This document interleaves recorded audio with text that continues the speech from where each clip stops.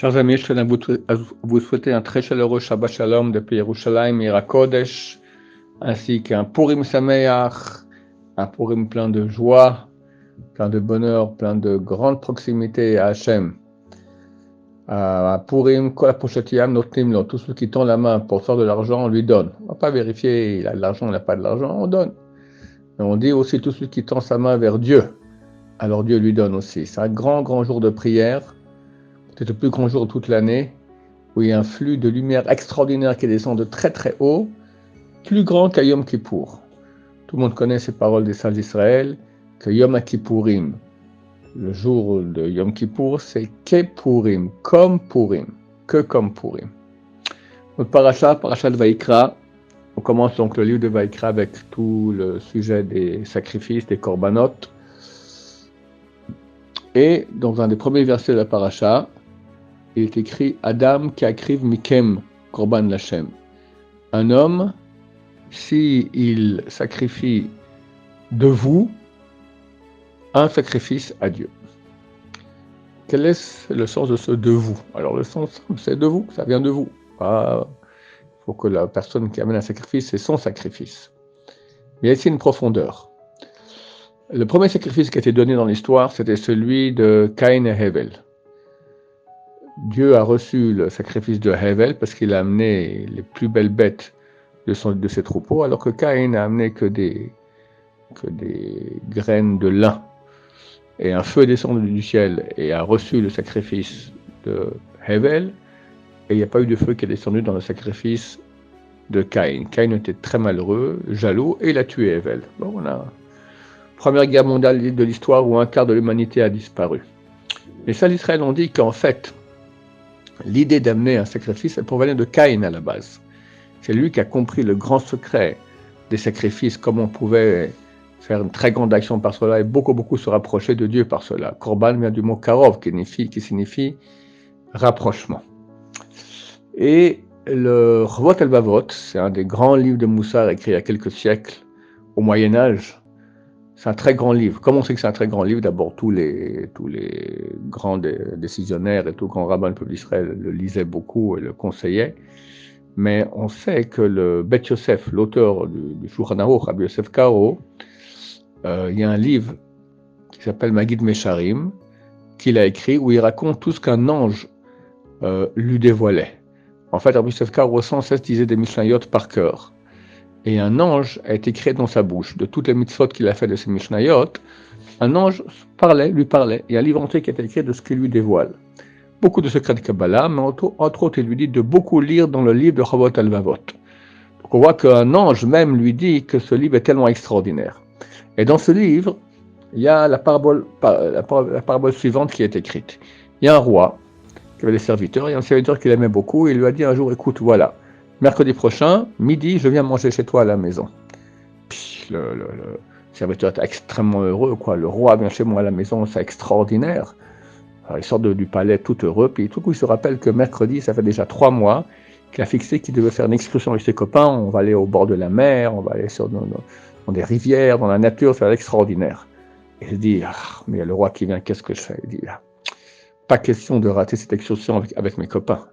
On va s'arranger avec le roi. Il arrive à la maison, il leur dit que le roi va venir mercredi prochain, il dit à sa femme et ses enfants, regardez, moi je ne pourrais pas être présent parce que j'ai mon excursion là, ça fait 3 mois que mes copains m'attendent, je ne veux pas la rater. Mais quand le roi viendra, vous vous prosternez, vous lui faites beaucoup d'honneur, vous lui expliquez que j'ai dû partir d'urgence pour une mission extrêmement importante, je ne vous dis pas que je pars avec les copains, une mission super importante, mais que vous allez l'honorer comme moi et mieux que moi. Bon, ce fameux mercredi, le serviteur part avec ses copains en excursion. À midi, le carrosse arrive avec les chevaux, les gardes, etc. Le roi descend du carrosse, la famille vient, la femme avec les enfants se prosterne. Et on voit que le roi regarde à gauche, à droite, il manque quelqu'un. Et qui il manque? Évidemment, le serviteur. Alors la femme vient lui dire, Sa Majesté, mon mari a dû partir d'urgence à une mission extrêmement importante, il ne pouvait pas rester.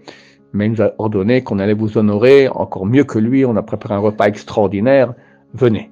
Le roi s'énerve, il dit non mais ça va pas, moi je suis venu quoi? Je suis venu manger, il me manque de la nourriture dans mon palais, je suis le roi, Ce que je voulais voir, c'est mon serviteur. Manger, c'est tout à fait accessoire. Il part furieux. Rotalvorot, il dit c'est la même chose. Le roi, c'est nous. Nous, c'est notre âme qui agit dans notre cerveau et dans notre cœur. Et les membres de la famille, c'est tous les membres. La bouche, les yeux, les oreilles, les pieds, les mains, etc. Maintenant, quand nous, on a rendez-vous avec Dieu, c'est-à-dire 3 fois par jour, on a notre prière, la Hamida. Très souvent, on dit aux membres de notre famille, bon, écoutez, vous allez honorer Dieu, mais moi, je ne peux pas être présent. J'ai des choses beaucoup plus importantes à régler. Alors, qu'est-ce qui se passe? On se met à prier. En fait, notre bouche prononce tout, notre corps se prosterne quand il faut se prosterner, nos pieds sont joints, tous les membres de la famille font tout ce qu'il faut bien. Mais nous, on n'est pas là. Nous, on est partis. Quelqu'un part en vacances, l'autre, il va voir ce qu'il y a à la bourse, l'autre réfléchit, etc. À chaque million de choses que chacun a dans la tête. Et en fait, Dieu est furieux. C'est écrit dans le prophète, avec leur langue et leurs lèvres, ils m'honorent. Mais leur corps n'est pas avec moi. Après, une malédiction terrible à ce propos-là. Donc évidemment, chers amis, on sait bien que nous sommes très loin du niveau duquel on doit être. Shulchan Aruch, dans le chapitre 98, il dit que quand on se met à prier, il faut enlever toute pensée de notre cœur.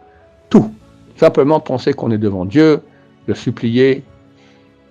Évidemment, c'est très difficile. Mais maintenant, durant les jours qui viennent, Purim, où on a une capacité de prière tellement grande, plus que Yom Kippour.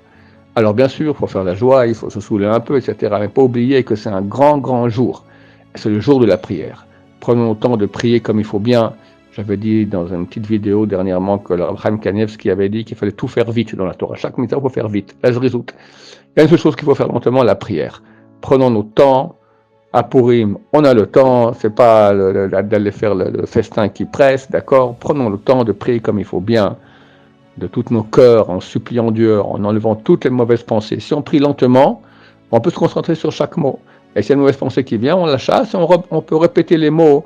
Si c'est pas une bracha qu'on répète, on peut répéter les mots pour dire chaque mot de la Hamida avec beaucoup d'intention. Et ainsi, Bezrat Hashem, Dieu écoutera nos prières. Je vous souhaite à tous un Shabbat Shalom, plein de bonheur, plein de joie, plein de prières reçues, plein de proximité d'Hachem, et Dieu avec un très grand fête de Purim très réussi. Amen ve Amen. Shabbat Shalom, Umvurach.